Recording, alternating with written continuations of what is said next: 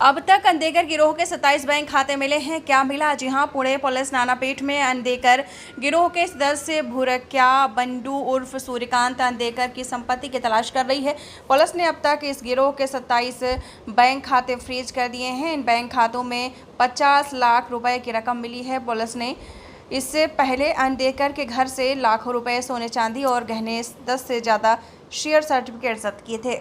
या गँगशी संबंधित असणाऱ्या सर्व लोकांच्या 27 पेक्षा जास्त बँक खात्यांना गोठवण्यात आलेला आहे। अधिक खात्यांबाबतची माहिती घेतली जाते।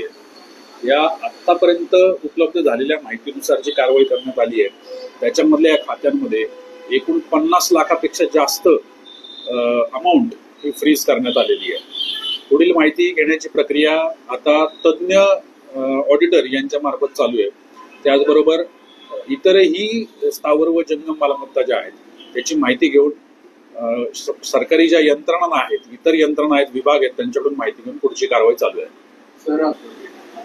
यापूर्वी जी कारवाई झाली होती ज्याच्यामध्ये घरजडती झालेली आणि त्याची जप्ती झालेली, त्यामध्ये जवळपास 70 लाखापेक्षा जास्त किमतीच्या मौल्यवान दागिन्यांची जप्ती त्या ठिकाणी झाली होती। त्याचबरोबर काही लाखांची कॅश तिथं जी सापडलेली ती सुद्धा जप्त झालेली आणि त्यानंतरची ही कारवाई आहे ज्याच्यामध्ये हे 55 लाखापेक्षा जास्त किमतीचे अकाउंट्स हे फ्रीज करण्यात आलेले आहेत। जवळपास साधारणपणे यातले सर्व जे अटक आरोपी आहेत यांच्या सगळ्यांच्या बाबतची अद्याप पावेतून उपलब्ध झालेली जी माहिती आहे बँकांकडून त्याच्यातून ही कारवाई करण्यात आलेली आहे।